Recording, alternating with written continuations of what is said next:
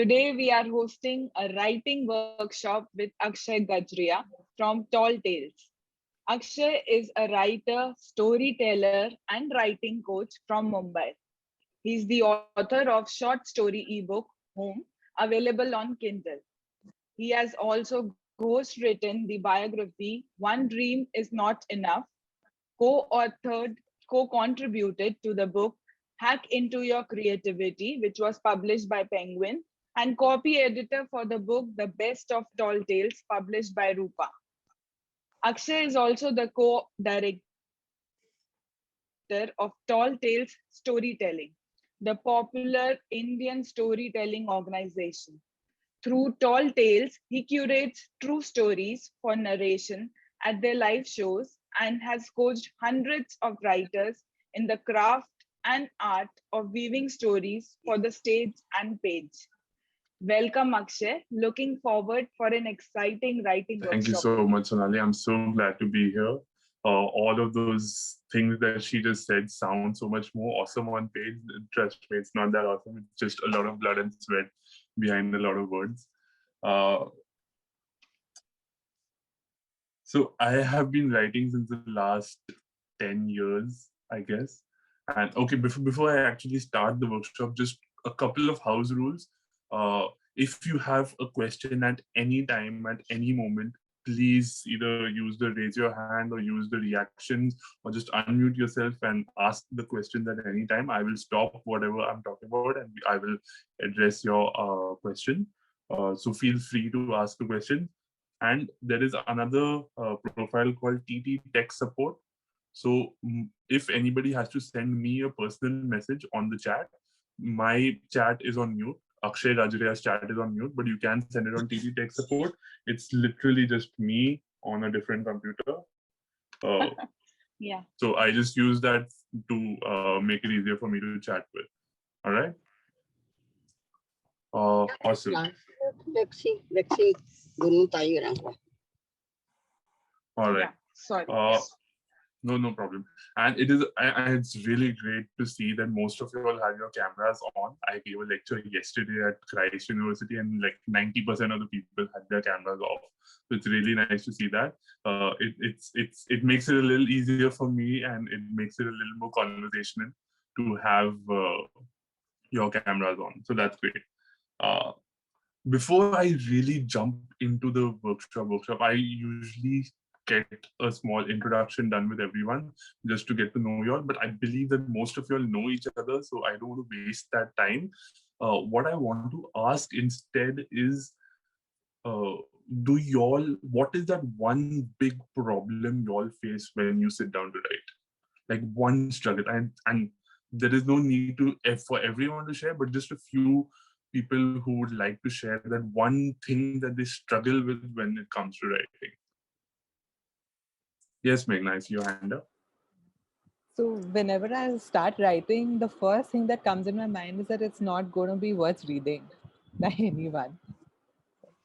Yeah, that happens to all of us, and that is a challenge that needs to be overcome by yourself. And we'll be working through it today on how do you actually go through the process of thinking whatever you've written is shit, but it's actually not. Thoughts are not structured. Thoughts are never structured. They're not meant to be structured. They're supposed to be all over the place. Sonali has written what to write. I'll be getting to this, what to write. You can literally write anything you want. Like there are no roofs on you. I see another hand. That was Suchi who had her hand up. Yeah. So sometimes it is what to write, and sometimes like there are 3-4 things that's coming in my mind. So again, choosing which one to start. So starting that one idea is also a big problem, and then the time just flies away, and I'm not writing anything. Awesome. I'll be addressing this as well today. I see Siri. Oh, hey Siri. Yeah. Don't everything started talking to me. Sorry. Go ahead. Oh, that's a very common problem in my house. I can No, imagine. my problem is that I have I have a core idea, but the impatience to get that idea to work and to build a story around it, that is a real big problem I face. I have a core idea, to dress it up. The patience required to bring it to an article, that is something which I suffer from, impatience. Yeah. So the whole answer to your problem is actually out of the scope of this workshop. That'll take me like a big 6-hour workshop to cover. But I will still be covering one part of it where you will be able to at least sit down and write the whole idea out and then even decorate it in some sense. Chain of thoughts break, starts with one story but ends up writing something else. That is one of the most common things that happen. You start writing something and you end up with something else altogether. But that is actually the beauty of writing, because we keep thinking about, oh, I will be writing this or I will be writing that. But actually, when you're in the process of writing, the way I think of it is that when you're thinking about writing, you're just using the surface of your brain. But when you're actually writing and not just thinking about writing, you're using a much deeper part of your brain. And you have to sort of let go and trust your deeper part of the brain, because what you thought was a good idea was just the surface of the idea. And when you are actually writing, you're going deeper into it, which is the real core crux of the idea. And that is where you want to go. So the trick here is to first let that idea come, let yourself, let it at least get you started. And then once you start going deeper into it, that's where the real idea is. And you discard the original idea. Its job was to just lead you to this new idea, which is blossom now. Make sense? Flow of words and sentences. We'll be covering the flow of words and sentences in today, and wonder whether it will land on the reader the way I want. This, I actually did not put this piece inside today's in my note, but I'll still talk about it. When you're writing, there is, once you've actually finished the work, there is this, you have to give it that space and let that work go. Because the more you try to control how your work will be perceived by the reader, the worse your writing will get. I'll be talking about this near the end of today's workshop, but I just wanted to touch on this because the point has been raised right now. But that act of letting go is very important, because at the end of the day, it is the reader. Everybody is going to be perceiving your work very differently, and everybody's going to read it very differently, because we are all different individuals. So there is nothing like, oh, this is exactly how it is. Like, if, say, for example, if you're writing a story and you're writing about a red box. Now I've told you it is a red box. All of you all are imagining a red box, but I'm sure that some of you all are imagining all of you all are imagining different boxes. Maybe the size is different. Maybe there is some ornamentation to the box. Everybody is thinking of the box differently, and that is the beauty of writing, because everybody will perceive it in hundreds and different types of red boxes. And you have to let them imagine it that way. Unless it is super important to the story that, hey, you need to have a red box which is this tiny and it holds a ring inside, that's great. If it is important to that story, that's great. But if it is just something that is there on the table, which is a red box, you don't need to go into that much detail. Make sense? All right. So that was great. I really like some of these things, and we'll be covering most of them. And I think the first one that most people have is, how do I start writing and what do I even write about? And like I told Sonali, Sonali had asked what to write, but as I said, you can write anything you want. So I'm going to jump straight into a writing exercise to prove to you all that you all can write anything you want. So this, I don't know how many people have done this before, but there's an exercise called free writing. It's one of the most powerful tools that writers use to get started with their writing. So the rules are very simple. I am going to set a timer of 5 minutes. Okay. I'm going to set a timer for 5 minutes and I want you all to write. What will you all write? Whatever you all want. If you all want to crib on that page saying this ball band is giving us instructions, go right ahead. But start writing. The only rule, the only rule is that for these 5 minutes, you will not lift your pen off the page. You will continuously write. You will not think. The grammar does not matter. Spellings don't matter.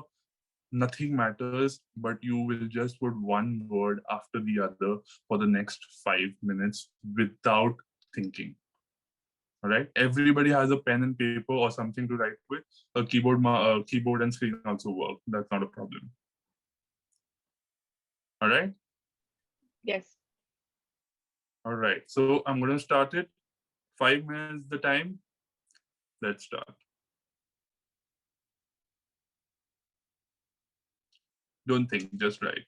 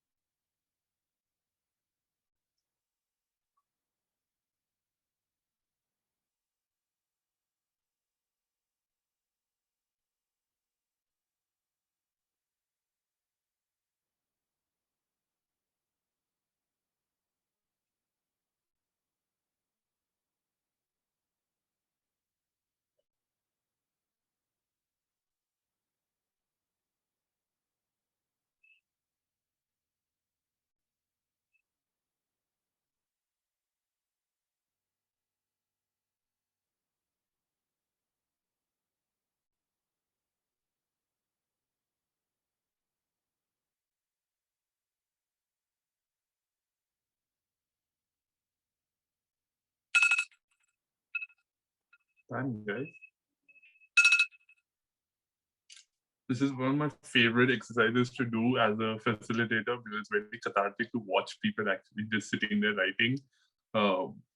But what was that experience like? I'm not interested in what you all wrote. That is just between you and the page.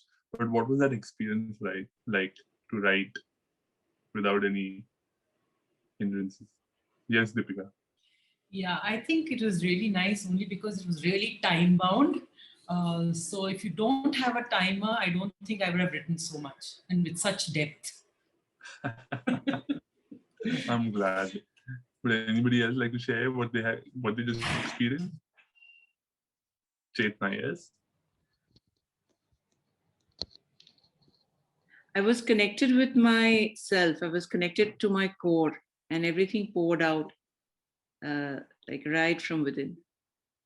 Awesome. I'm so glad. There was Pooja's hand was also up, I guess. Yeah, hi. I felt, I think you saw me that I stopped in between. So I had to go back to writing immediately. But there was a flow of thoughts that happened, which I never thought would happen. But since you were watching and I had to write, I could write. Yeah, thank you. Awesome. There was one more hand up, another Pooja, yes. Yeah, hi. It was just putting whatever my thoughts were on paper. So I felt that there's like a whole jumble of thoughts which just going on and on writing, just putting whatever's there in my mind to actual, like there was nothing else between my thought and my writing. I mean, whatever was going through, it was like a huge torrent of thoughts I felt. Yep. And Thanks. that yes, Rachna, your hand is also up. Unmute, You're on mute, Rachna. Rachna. Unmute yourself.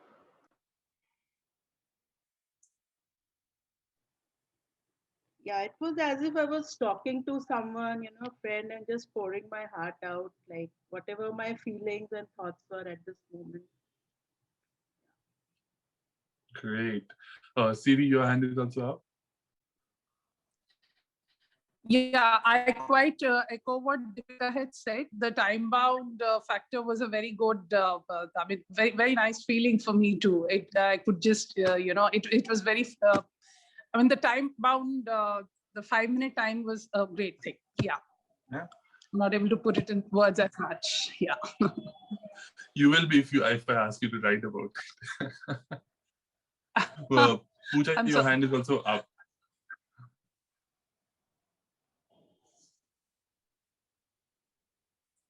Okay. Deepika, your hand is also up. If I may just ask you to Yeah, can I just lower say it? one more Yes, thing? please.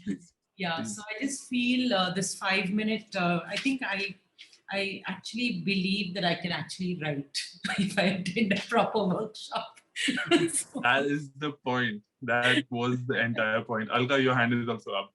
Yeah, so I felt that I have too many points which I wanted to write, and I thought that the time was short for me. Yes, that is it. Meghna, your hand is also up. Yeah, I actually ended up writing on a thing that was in my mind since many days, but I never bothered writing it down. But right now, because you said, so I actually wrote it. Brilliant. There's another Meghna whose hand is up. Yeah, I've written on paper after a really long time. So I really enjoyed that actually. I think it's a bit easier. We don't tend to do that. So Yeah. Suchi, your hand is up as well. Yeah, for me, I wanted to stop at certain points. But since we were not allowed to put a pen down, so that helped. Awesome. I'm so glad. Like all what all you all said was all my aim, but there was a little more in there as well. So free writing is an exercise that a lot of writers use when they are going to sit down to write. Like everybody has this particular time in which they're going to be sitting down to write, and writers do a free writing exercise to, like when if you go to the gym or something, you have this little stretching or a warm-up exercise that you do at the beginning. So free writing is just that. Free writing is like that warm-up exercise that you do before you sit down to actually write whatever you're really going to be writing. Because this engages that part of the brain that is actually going to be writing soon. You know, it's literally you telling the brain that, hey, listen, it's writing time. Let's go. And you start. And once you start, you don't want to stop. And the second thing that this does is it helps you generate ideas. Because I'm 100% sure that at least 10 of y'all have written things down that y'all did not even think about, or the writing stream must have just taken you somewhere. And if you actually go back and read it, it may just seem like gibberish right now, because I asked you all not to think about the grammar or anything. But if you actually sit down and circle certain points or underline certain sentences, you'll find that there are really good ideas in there which can be developed further. So whenever you're thinking, oh, what do I write? Just do a free writing exercise. And whenever you're thinking that, oh, I can't write, just do a free writing exercise. I promise you, all your doubts will go away and you'll have some new ideas, fresh ideas to work with. Because the subconscious brain is so crazy. It can do so many things. We just don't tap into it. And these are just easy ways in which we can. And I gave you all 5 minutes. You can do this for 20 minutes. You can do this for 3 minutes. You can do this for 2 minutes. The time can fluctuate depending on your own stamina. I know writers who do this for 20 minutes. I know writers who do this for only 2 minutes. So it is up to you to decide that time. You know, the more you do it, the more comfortable you will be with a longer span of time. And the less you do it, you can also do a short one as well. That's not a problem at all. If you are ever pressed for time, just a 2-minute free writing will just ease up those writing muscles in your brain. All right. Any thoughts about this? Any last words on this? Yes, Sunanda. Yeah. I think, when you said the lines, don't be bothered about grammar, spellings, or tense and the rest. That for me, that was the flow. I mean, I wasn't bothered whether I was completing a sentence or not. It was just ideas that just kept coming and you just wrote them down. Yeah. So that was like a tension. It was like some tension just removed. That it's not going to be corrected as a précis or as an essay. It's just a flow. Yeah. And honestly, that is how everything is written.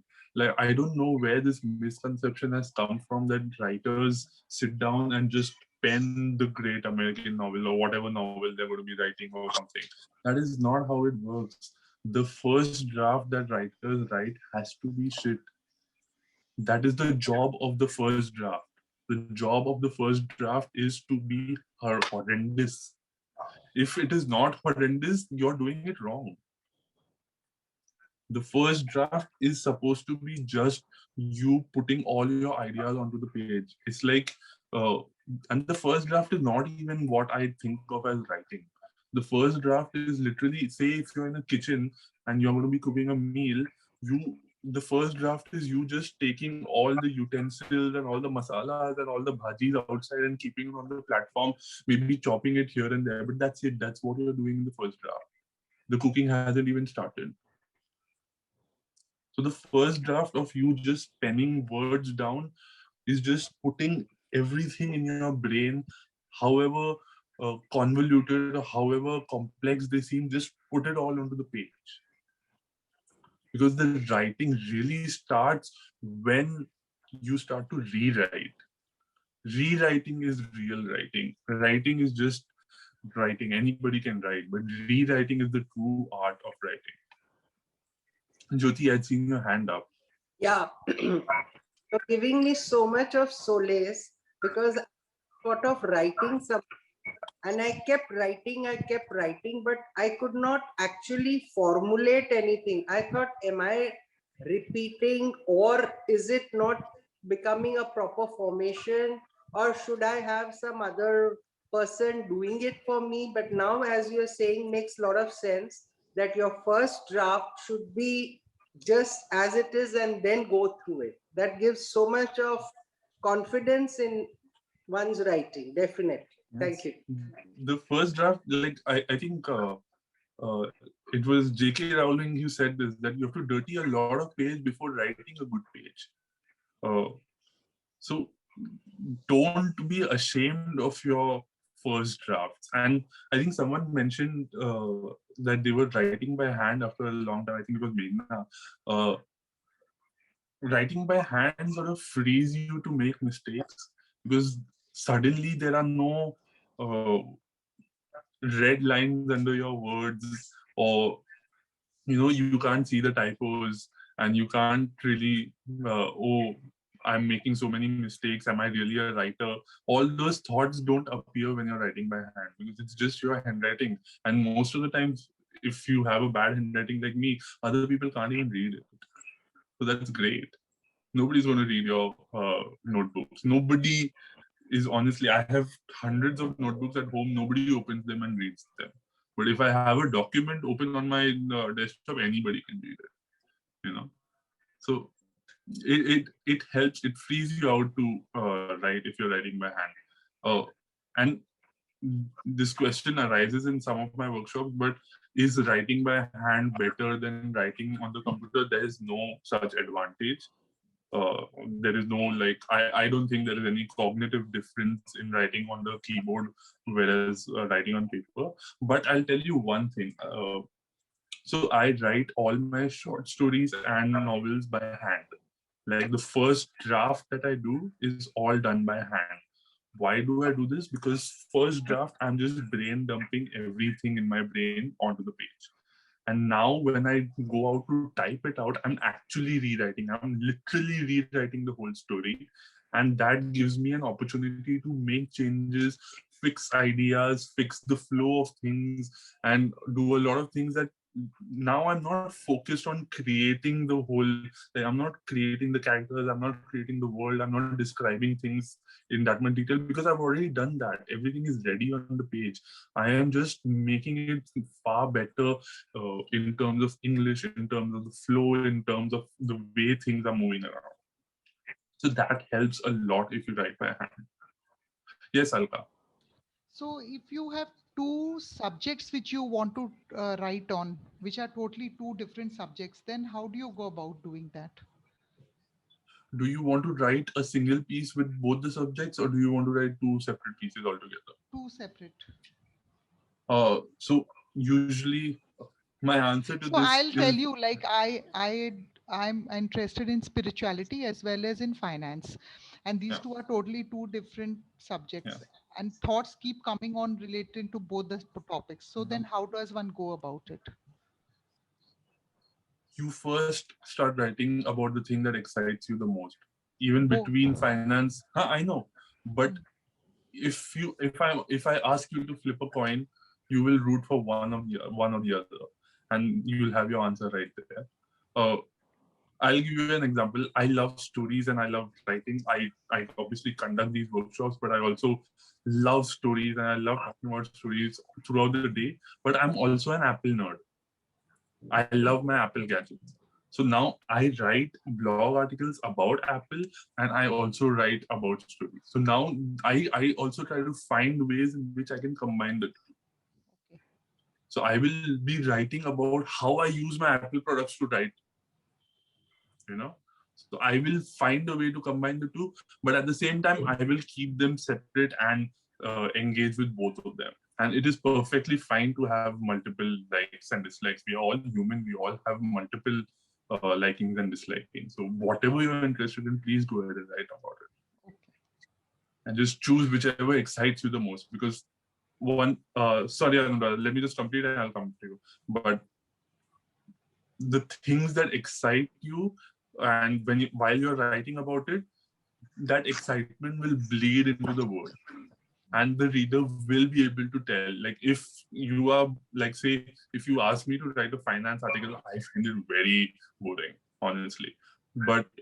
And if I write about it, you'll know that this person is bored by the subject altogether. But if you are excited about the subject, there is no barriers for you. Yes, Anuradha.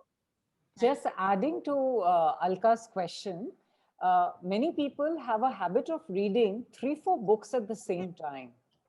It's similar. When you want to write, you can have both happening at the same time. Yeah, definitely. Definitely. I still can't read multiple books together. I still stick to one at a time. But I understand completely what you're saying. Yeah. Awesome. Any questions? Anything before we move on to the next topic? Yes, Meghna.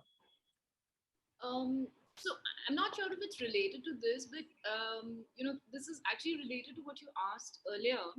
Sometimes what I find is that if I'm writing a story and say a character dies or is experiencing something which is very emotional, I tend to get, I don't know if it's odd or weird, but I tend to get very emotionally involved and upset, and I don't want to continue writing that story anymore. So, I mean, if I don't know, is that normal, or is there some way to sort of deal with? Yeah. So obviously, when you are writing something and that you're so involved with it, obviously it will engage your emotions as well, and that is the true strength of your story, because you yourself are being affected so deeply with it. What I'd suggest is just go for a walk and come back to it. Like, give yourself the time to process those emotions and then come back to it. But the trick is to come back to it, and this takes discipline. There is no other magic wand that I can give you that, hey, just do this and you'll be back to it. It just requires discipline. And this is something that we do in our story workshops, but it's called heart over head. So whenever our character, say if you're writing a story and if your character faces something which is emotionally triggering, their first reaction will be from the heart. You know, like if say someone shocks you or something big comes out and the character has to show fear, they will first be afraid. They will take a step back. They will clench their eyes or hands or whatever. But then you start thinking with the head. Okay, so now there's something big over here. Now I need to find a way to solve this problem, whatever it is, you know. So that is the same thing that I can advise you as well, that yes, feel those emotions, it's perfectly normal, but then once you've processed it, go back with a plan, thinking from here. It is difficult, but it is doable. Thank you. Yes, Suchi, you had your hand up. Yeah, it's related to Alka ji's question only. So, like, if we have two concepts that is going on in our mind, so is it all right to develop both the concepts, giving some time frame, or should we stick to one that excites us the most, like you said, and then leave the other concepts? You know what? It's actually easier to do both of them together. What you can do is what some writers do. I don't do this, but a lot of writers do this, is that they work morning and evening on two different pieces altogether. So in the morning, maybe they are working on writing a story. In the evening, they are writing non-fiction blogs. And if say you get stuck in your story for whatever reason and you need a change of pace, you can just switch it and switch working on that other one. You can literally procrastinate writing on one piece by writing the other piece, which also works.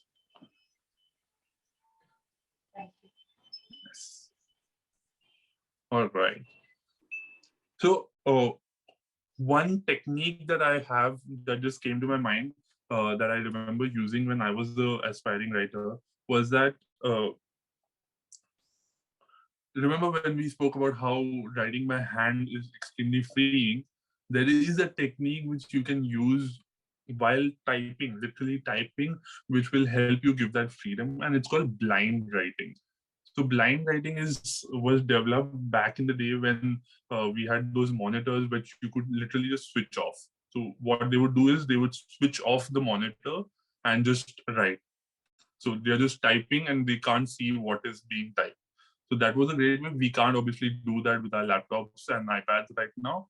So the other way that I had found was you change the font of what you're writing in one of those symbolic fonts like Wingardium or whatever, and write. Just try this out once, because this will just free you from going back and breaking your flow of writing. Like you can't read what's happening, you can't see those red lines, there's nothing there for you. So you just write, you just keep writing, and the page will be full. You change the font, and voila, you have words. So this is something that I used to do very early on when I was a content writer. I don't do that anymore, but if y'all want, y'all can try this out. So I'm going to be giving you a couple of, we are not going to be doing this because these exercises take a lot of time, but I'm going to be giving you some exercises that y'all can perform to inculcate the discipline of writing. Right, these are certain techniques that I have personally used, and a lot of writers use to inculcate the discipline of writing. So the first one is called morning pages. Morning pages is, I believe some of you may have heard of it, but morning pages is simply you get up in the morning and do a free writing session. You wake up and you get to the page and do a brain dump of your thoughts. This helps you get into the habit of writing every day. And writing every day is advice thrown around by a lot of writers. And I write every day, but at the same time, I understand that a lot of people can't write every day. So my only suggestion over here is that when you're working on a piece, say you're writing a blog article of 2000 words, write every day until that piece is finished. Once it's done, then you can take a break. But once you're working on a piece, say you're working on a 5,000 word short story, write every day till that story is over. Take out 1 hour. Right? So morning pages helps bring this discipline into you. Another one is, again, it is a variation of the free writing, but there's something called as focused free writing. In free writing, I gave you all the whole universe. You could write whatever you all wanted, right? In focused free writing, you pick a topic and you write about that, but the rules are the same. You set a timer and your pen does not leave the page. And an advanced technique of this itself, it's called the Pomodoro Technique. So what it does is that, say you have an hour for writing, so you set a timer for 10 minutes. For 10 minutes, you write. Once the 10-minute timer is done, whatever word you're at, stop, take a break for 4 minutes, and set another timer of 10 minutes and keep going. I personally used this during the last lockdown to complete the ghostwriting book that I was working on, because everything was a little chaotic and it was hard to write. So this technique came very handy for me to finish writing. And I promise you, within 60 minutes, if you do this 3 or 4 times, you will have 2000 words on the page.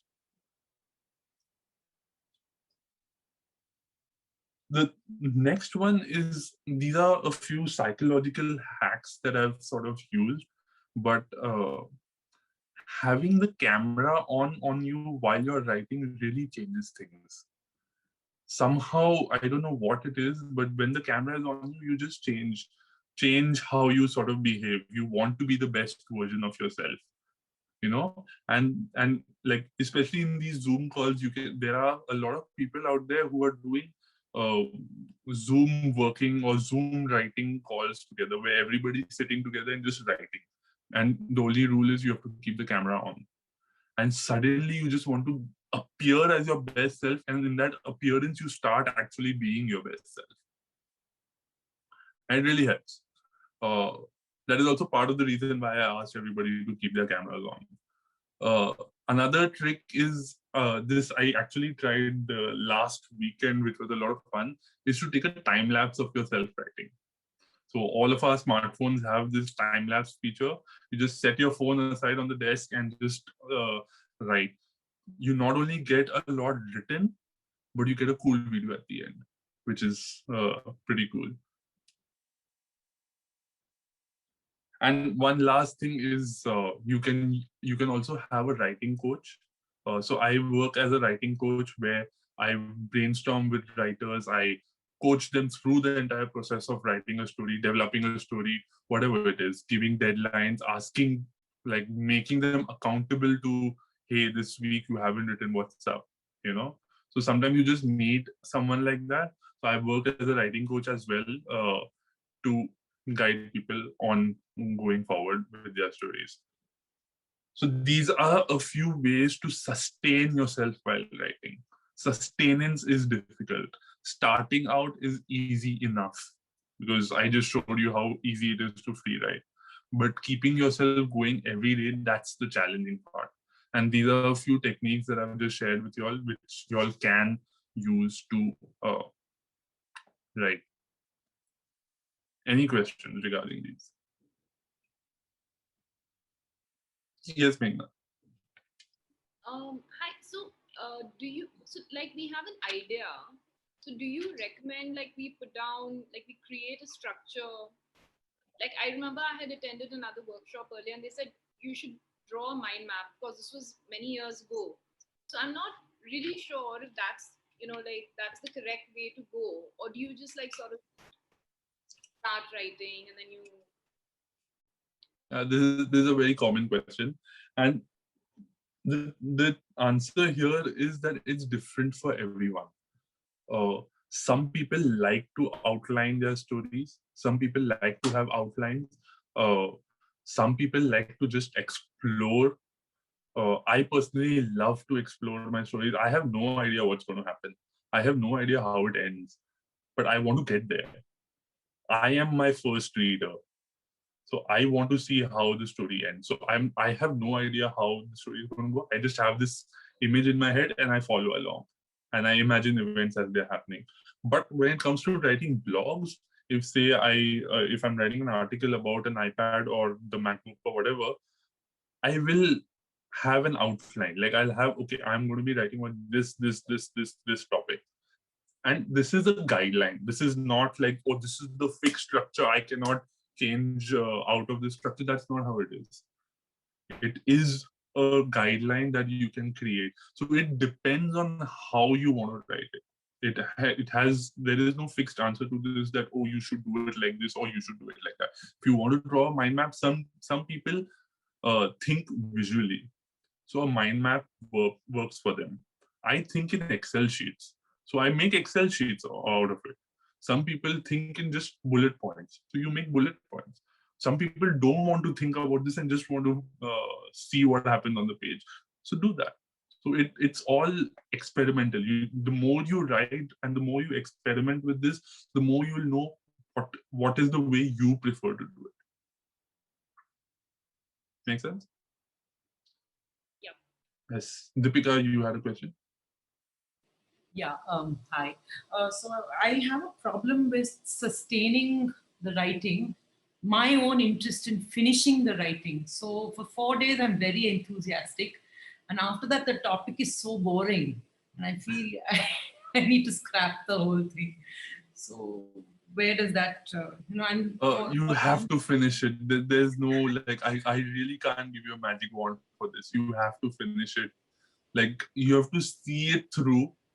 You kind of have to owe your past self that, hey, this past self of mine started this idea and maybe there's some credit to it, and maybe let's just finish it and see what happens.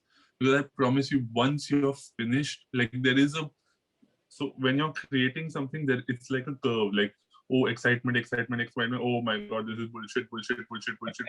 Oh, this is so good. So that is how it works. That is the creative process.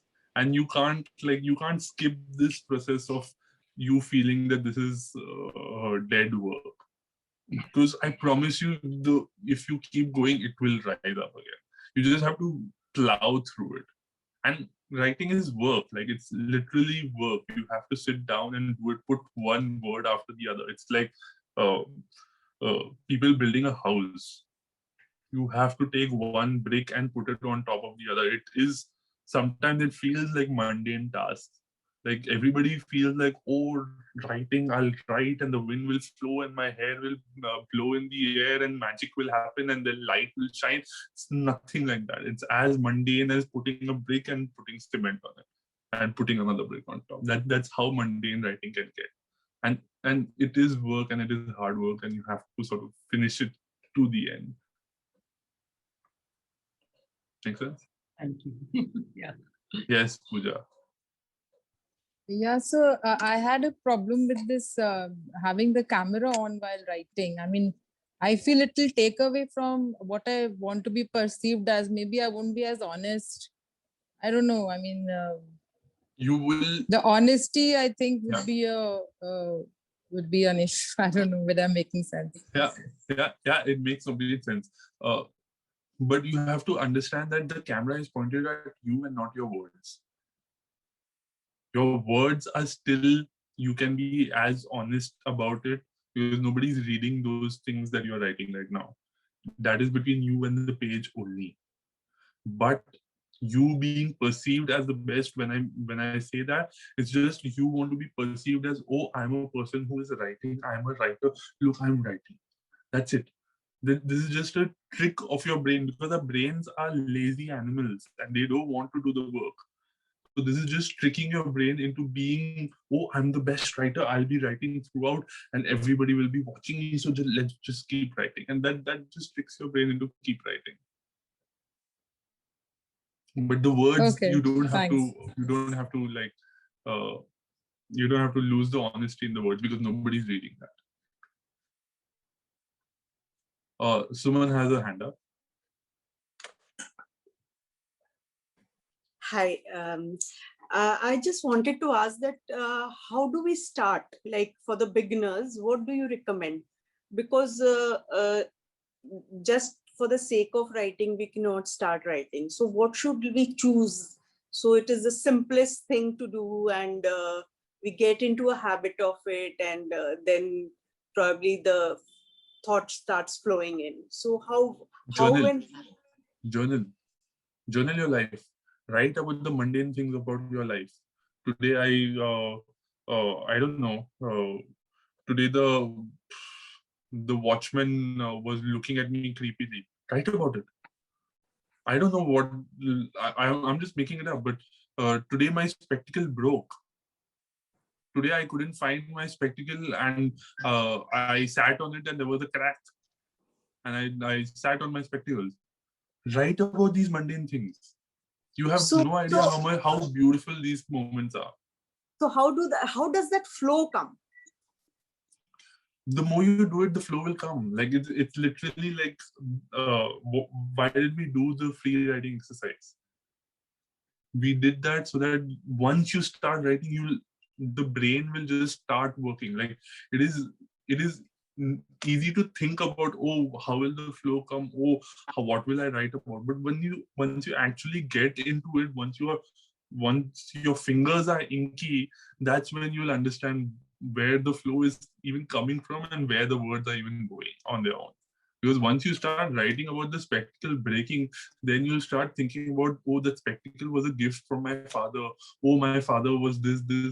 And then the stream of thought will just keep flowing. But you need to, like, if you think, oh, the spectacle broke, it is such a boring topic, that's not going to, like, if your brain is your worst enemy and you want to befriend it, that is literally what you're doing right now. So it is difficult, but the more you write honestly, like that's it. You just need to start writing and things will happen on its own. So should we read more to write or? Always read. So reading more helps because you start thinking in words. But at the same time, reading is not enough. But you have to read as a writer. You don't just have to read as a reader for pleasure or for information. You have to read like a writer. And when I say reading like a writer is like you have to first read, you'll read it as like, oh, I've taken all the content inside, or I have taken all the story inside. But the second read and the third read, you'll start to go into the, oh, the writer did it like this. Oh, the writer left this sentence hanging. Oh, the writer just put this sentence as a single paragraph. Oh, how has the writer, said this certain phrase? So that is what I mean by reading like a writer. Because then once you get excited about these things, like, oh, how did the writer do this? Like I believe I forget the author's name. What the hell? But Alice in Wonderland. I forget Lewis the Carroll. Lewis Carroll. So he has written a poem that the rat sings in the story, which is in the shape of a rat's tail.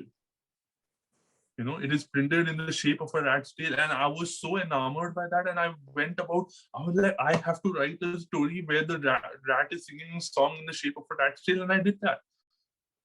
But that's the point. Like, once you start seeing these things about how writers are doing, and once you start getting excited about it, you will yourself want to go ahead and try those experiments out. And not all writing will be publishable. You know, that is key. Like, you have to write a lot of horrendous stuff before anything good comes out of you, and you have to accept that that is part of the process. That, I think, is the biggest stumbling block which everyone faces. That, oh, I'm writing this should be published. But no, not everything you write needs to be published. Most things you're writing is just experiments and exercises to challenge your brain. The good stuff will come and you'll know that this is good, and oh, this needs to go out. I have written novels that I'm never going to put out ever into the world because they are horrendous. But they have taught me the things that they needed to teach me at that point. You know?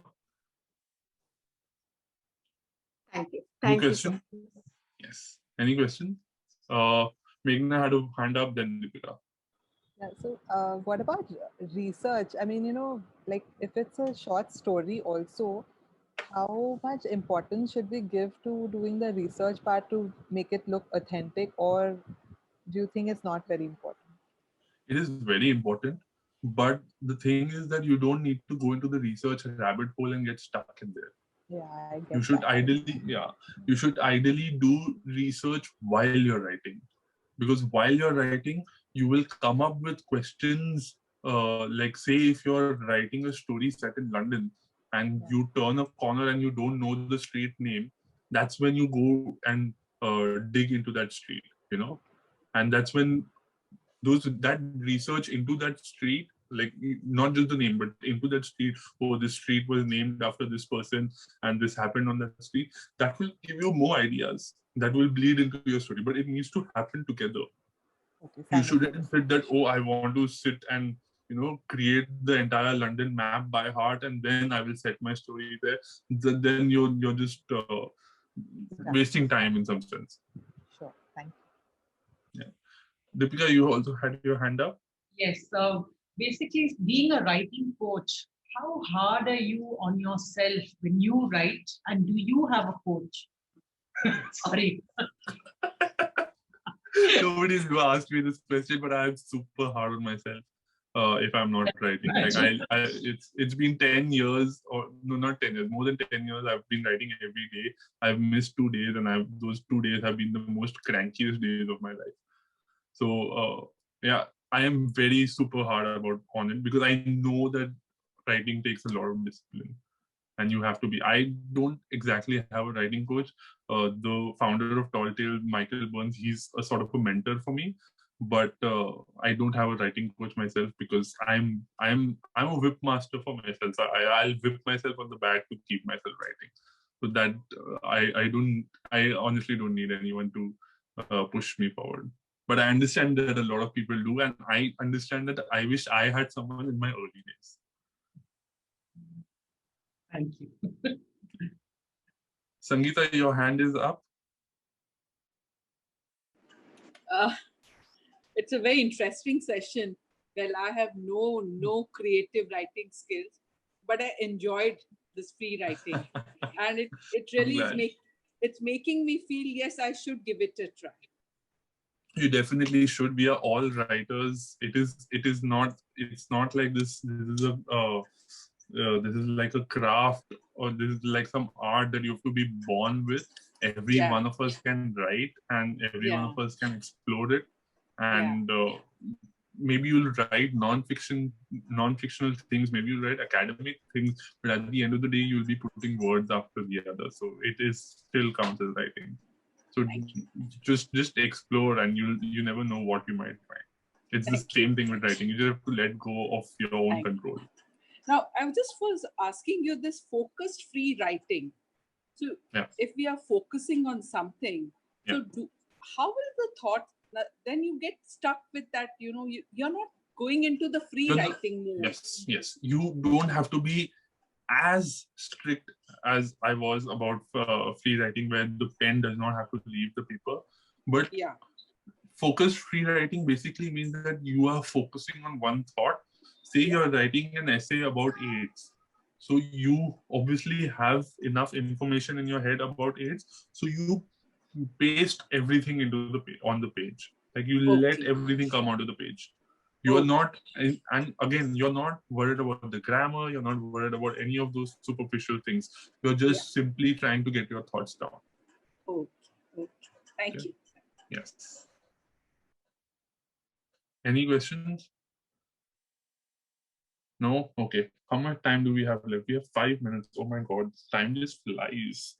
Oh, I have one exercise that may take a little more than 5 minutes. Is that okay, or do I have to end it at like sharp 7? No, we are more than ready to extend it if you are comfortable with it. Yes, I am completely comfortable. I want to just finish this little section of mine, and then we can call it a day. It's one of my favorite exercises, and that will also cover some part of effective writing. So as I said at the beginning, writing is all about rewriting. It's not about the first draft of it is not as consequential as the second, third, fourth drafts are. So there are certain things that you can do to improve your writing. In the first draft, these don't matter, but in your second, third draft, these are the things that you actually look out for.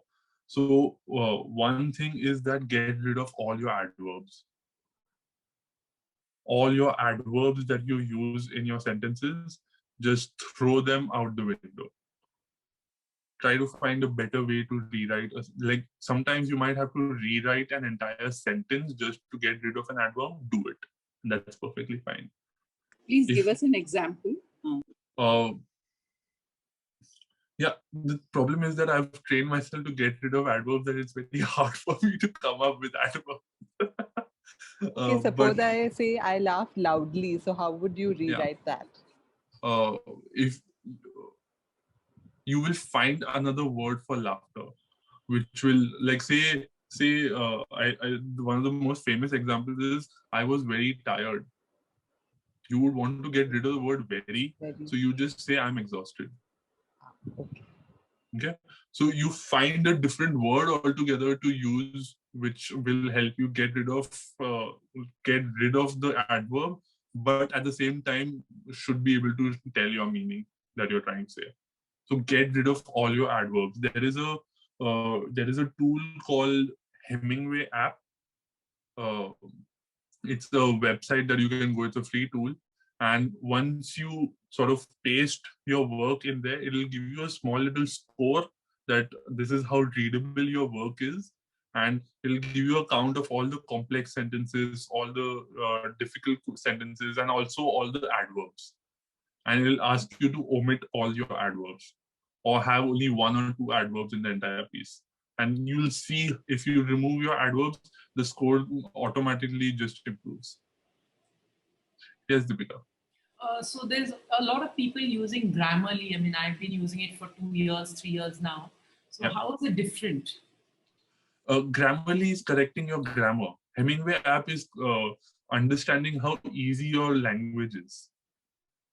It's a different way of thinking about this writing. Okay. So yeah, get rid of all your adverbs. What you ideally need to write a complete sentence is a noun and a verb. That's it. nouns and verbs are all you need. Sometimes you don't even need adjectives. Nouns and verbs, like you can write a complete sentence with a noun and verb. He sat, she sang, he jumped. These are complete sentences, and all they have is a noun and a verb. So let's do this exercise now. This is one of my favorite exercises. What I want you all to do is I want you all to write a list of 10 nouns and write them horizontally on your, vertically on your piece of paper. All right. So just make a list of 10 random nouns, no names, just nouns like cup, phone, and try to go deeper. Like let the first thoughts that come to your head go by and go deeper. Like go for like fire hydrant or alligator or words which you would not normally think of when I ask you to think of nouns.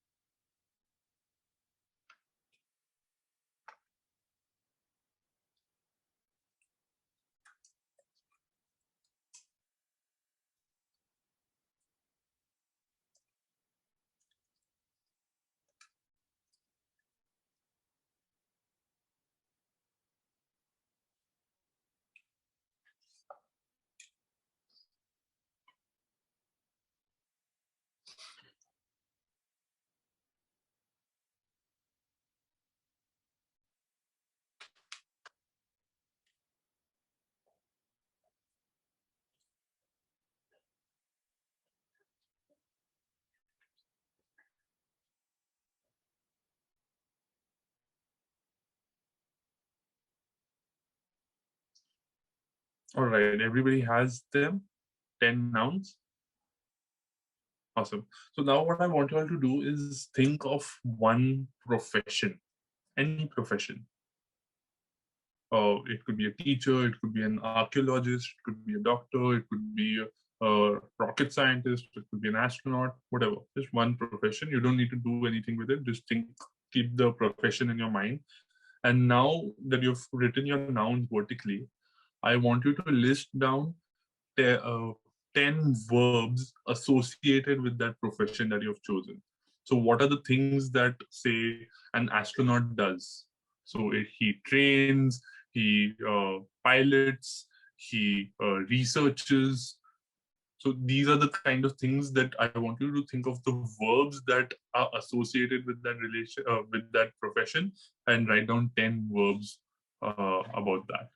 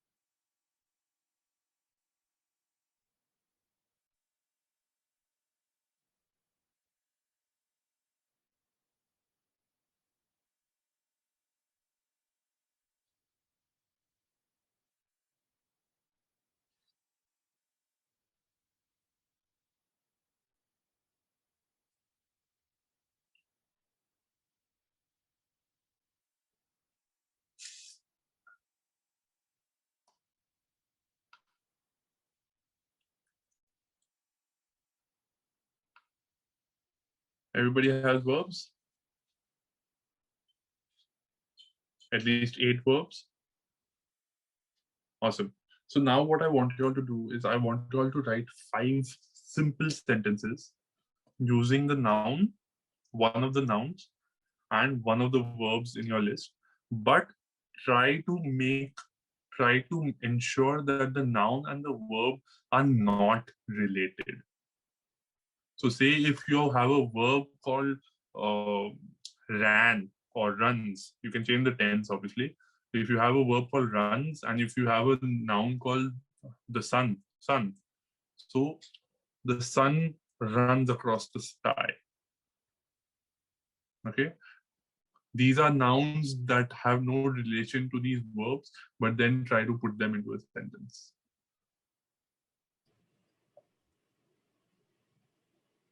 So nothing to do with the Nothing to do with profession. logic. No, No, that nothing. was just to give you a direction to think in. Okay.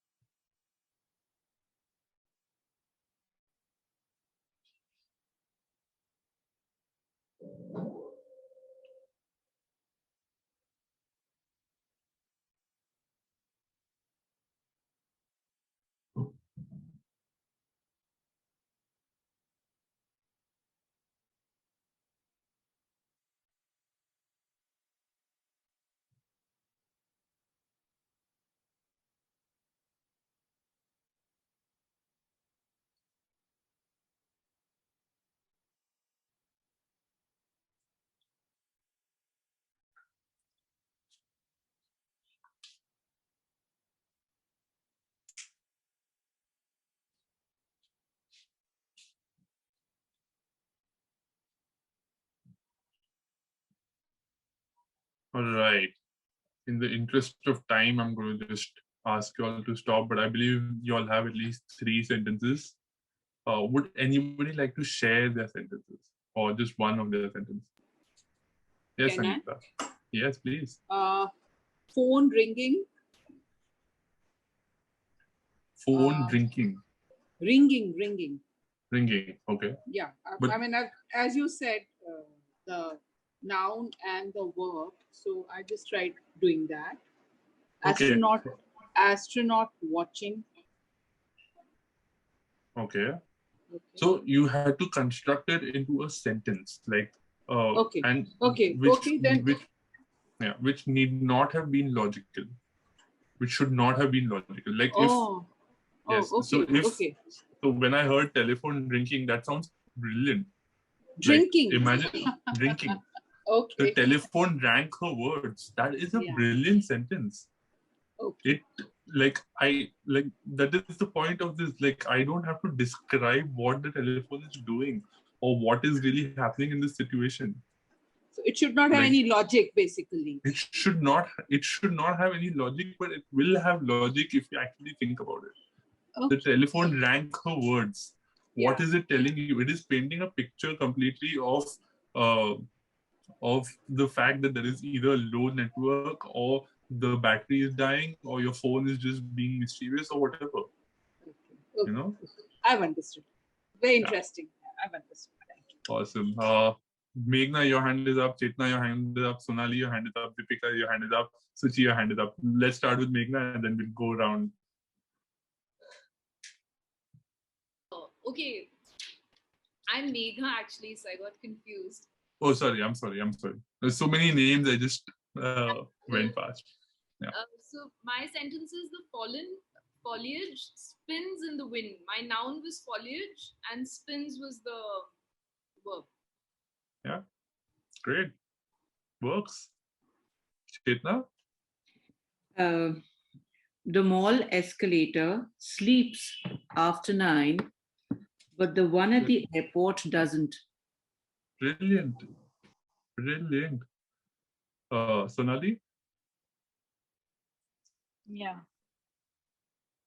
Titanic researches about the crops. Sorry, there was a connection error. Yeah, it makes no sense actually. Titanic researches about the crops.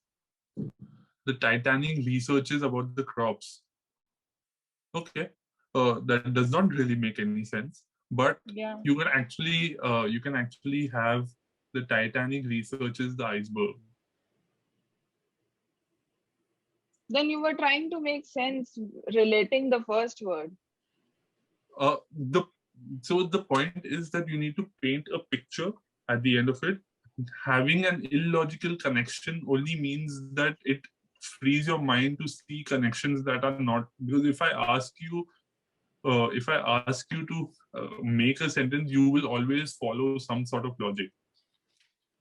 You know. But if I tell you that tell me that the chair is spinning, you'll tell me that the chair is spinning. But I want you to tell me that the chair is dancing. It paints a far more vivid picture. This is called show, don't tell. This exercise that we're doing, it's a very famous exercise by Natalie Goldberg. Yes, Natalie Goldberg. And it's an excellent exercise to demonstrate show, don't tell in your writing. I think everybody must have heard of this, that you are advised to show and not tell in your writing. What does that mean? This is what it means. You are showing what is happening without actually describing what is happening. The sun ran across the sky. You know that the day has passed. But you're not saying the day has passed. Pooja? You're talking to me? Yes, Two yes. Poojas. Your hand is up. Yes, your hand is up. Yes, so I've written the city seemed to care for its elderly. So my noun was city and care was the... Yeah, the city cared for its elderly. Perfect. Chetna? I've told you mine. Should I tell you one more? No. Your hand was up, so I just went in the order it's being seen on my screen. Deepika, then there was one more hand up, Suchi, and then Meghna. Can I? Yes, Deepika, you're next. So my two words were glass and repaired. The glass was repaired using electric tape. No, this is more logical. It is being done. No, not logical. It is being done from an external place. You can actually have the glass repaired their relationship by shattering. So the glass is doing whatever the verb it is doing. You know. So the glass repaired their relationship. That's it. That's all you need. I don't even need the shattering bit. that is telling you more than enough about what is really happening over there. Make sense? Or if say, for another example, the glass married the table, telling you what is happening over there. I'm not explaining it to you, and everybody is thinking of it in a different way, and that is the beauty of writing. This is again going back to the red box example. Everybody pictures it in a different way. Obviously, when you're reading it in a book or in a paragraph or something, there will be little more context to it. But as a standalone sentence, it makes sense. One of my favorite examples. A friend of mine had written a poem recently. There was one line in there which said, "The salt somersaulted on her tongue." I don't need to tell you anything else. That just said it all. Suchi, you're next. Mine is quite similar to the one you told. The cup practices somersault every day. Brilliant. That's it. That's it. You nailed it. There was another hand. Yeah, Meghna. Yes. Yeah. My words was, the noun was gun and the verb was wrote. So the gun wrote death for the boys. Beautiful. Beautiful. That's it. Bhavna's hand is up and then Sonali's hand is up.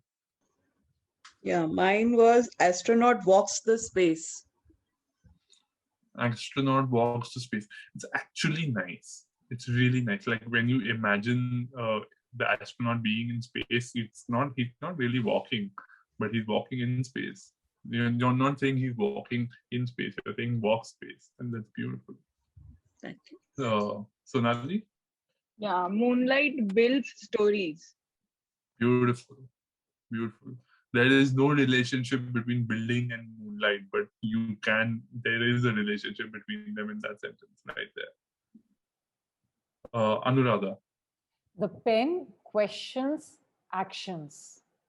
Beautiful. Rachna. Yep. Mountains are calling out, and one more, clouds are smiling. Clouds are smiling is brilliant. It should ideally, the sentence should be the cloud smiles down at me, or something like that, to that effect. Just clouds are smiling would be incomplete, because are is the verb here and smiling is the object. Alka? The rainbow entertains me. Brilliant. But you can actually change it to the rainbow entertains me. The rainbow entertains me. It's good, but you can actually go even deeper into that. The rainbow.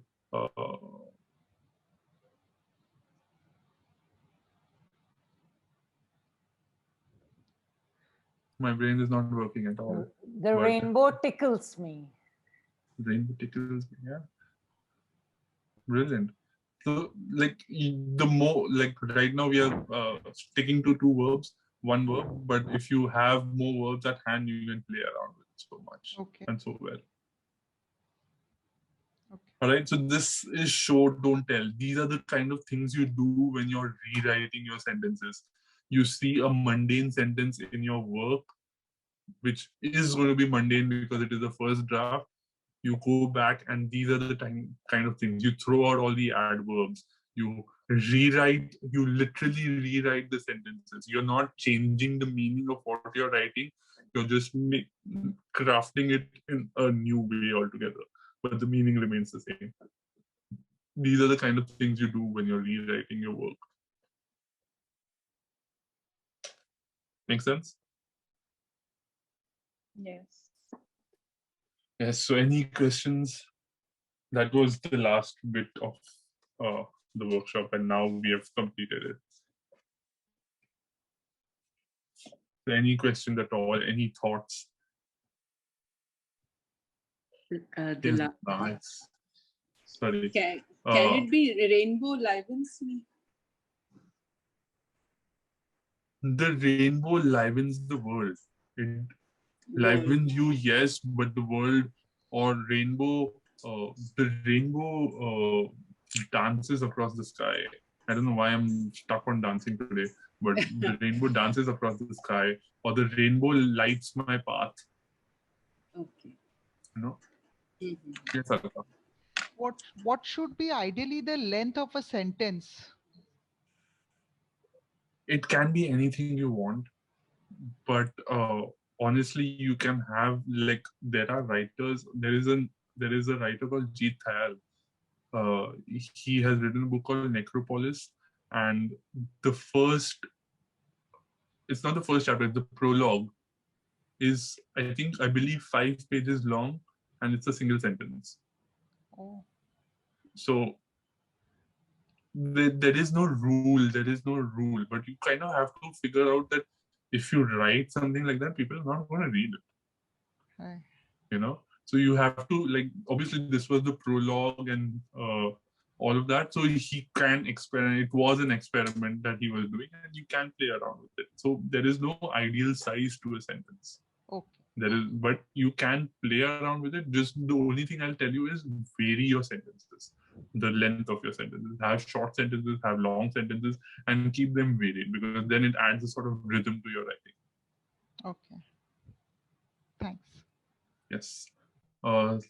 Sonali, your hand is up. Yes. I know reading is very important, and you said that's the basic step. What reading should we do to improve show, don't tell? Read good writing and good writers. Like, read, like, just go to any of these not bestsellers. Go to any of these award lists. Look at, say, if I personally love reading science fiction, so I'll go to the top 100 science fiction writers, and I'll pick out a book from there. That really helps. You'll find all the writers whose writing has stayed till now, the classics, and also the writing that uh, people love and talk about all the time. Those are the type of writers that you want to look out for. You'll find them, like, once you start asking people, hey, who's your favorite author, you'll find and you'll understand why they like it, because the writing is rich. And why is their writing rich? Because they use, so frequently they use show, don't tell. So who is your favorite author? My favorite author is Neil Gaiman.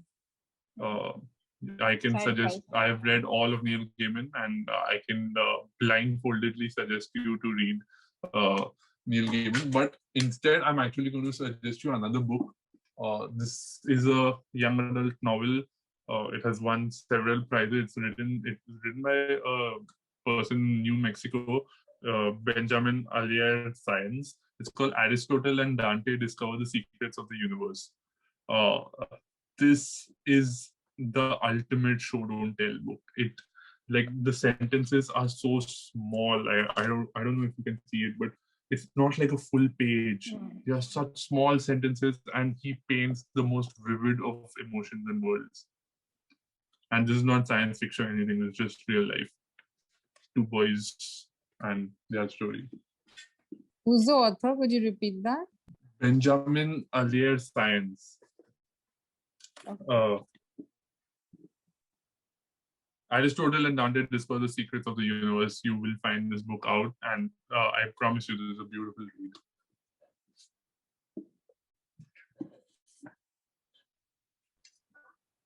Bhavna, you have your hand up. Yeah, I wanted to ask, if you're writing a short story, so how long should it be to keep it interesting?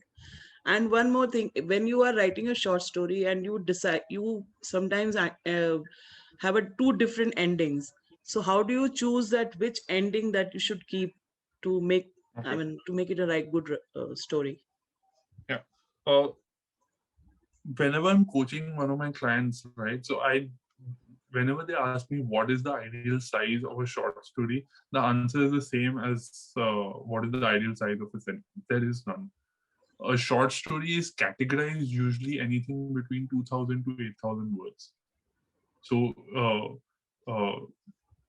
You can say that that is the size of a short story. It can be anywhere in that range. But at the same time, when you're writing a story, especially when you're in the crafting process of it, I like to tell my writer that don't be constrained by the word count. Stop thinking about the word count. Stop thinking if it is like, if even if it is a short story or a long story that you're writing, and write the story down, whatever that length may be. Let your story breathe. Because until and unless you are not doing justice to the story will never come out the way you want it to. So let the story tell you how long it needs to be. Okay. And when it comes to the ending, uh, this is a little out of the scope of this workshop because I have to go through the entire story arc to sort of explain why that ending would be even better. But what I can tell you is, like, give the character something, like make the ending bittersweet. So if the problem of the story is solved, uh, it has a price. Like the character has to lose something. But if the problem of the story is not solved and it's a tragedy, so the character still gains something. Maybe the character's lover dies, but he or she gains an insight that he or she did not have at the beginning. Okay. You know. That's a very So nice. try to find a bittersweet ending to your story, and that is the best way to go about it. Like there are no happy endings and sad endings other than in fairy tales. Thank you. Yeah. Any questions? None. So I am going to. I just want to say that we have a workshop coming up on the 1st and the 2nd of May, which is a full 2-day workshop, which is 6 hours on each day. We will be covering the art of writing and also the story structure that I just spoke about, because it takes that much time to actually cover a lot of things. And what I've done today, I've just given you a glimpse into that workshop, and that is a far more intensive workshop that will be conducted by me and my partner Michael Burns. So if any of you are interested, I'm putting the link into the chat. So if any of you are interested, please do check it out. And yeah, thank you so much for this. It has been a great evening talking stories. And two more things I wanted to say, briefly mention. I do a writing circle where people like a Zoom meeting sort of a thing where people meet. So I've done. There are 2 formats in this. One is a month-long writing circle where we meet every Friday night. So I have one happening tonight as well, and this is late in the night at around 10 o'clock. No, not 10, 11 o'clock in the night. So that's when everybody is asleep and you can actually just focus on your writing. So we meet, we discuss, we ideate. I do a few exercises as well. And we are currently in a process of writing a short story through the entire month. So that is one thing that I will be doing again in July. And also we do our writing workshops here and there almost once every month. So we have one upcoming on the 1st and the 2nd. So please do check it out. And also in March, just before the lockdowns really kicked in, I had just published a small little ebook, or it's a short story ebook. So if any of you all are interested, I'm leaving the link in here as well. So you can check it out if you're. It's a science fiction story. So, but if you all are interested in that, you can check it out as well. And yeah, all my plugins are done. So now Akshay, do you have any, Yeah. Insta account or anywhere where we can follow you and Yes. get more Yes. updates on your ongoing work? Yes, I am going to be putting that in the chat as well. You can, Akshay, what we'll do is we can share the links. You can mail it to me. That will be easier. I will circulate in the group. Yes. Okay. Okay. On Instagram, I'm Akshay Gajria, just simply Akshay Gajria, and Tall Tales is TT Storytelling. And also, if you guys have any pictures that you have clicked during this session of the session itself, put it up in your stories, and I promise I'll repost each one. And I will myself take one picture now. Bejanti, can you take a screenshot of us, please? Please. Yes, yes, I'll take. Thank you. Tell us when to smile, okay? Yeah, yeah. So I am ready. So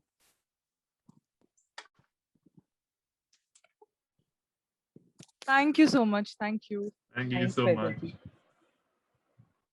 Yeah, given the Awesome. pandemic, I would like to quote Anne Lamott: writing and reading decrease our sense of isolation. They deepen and widen and expand our sense of life. They feed the soul. Thank you, Akshay, for this interesting writing workshop. Lots of learning, and I'm sure our members are inspired to write and tell gripping stories. We wish you all the best for your future projects and would love to host you again, hopefully with a longer duration this time.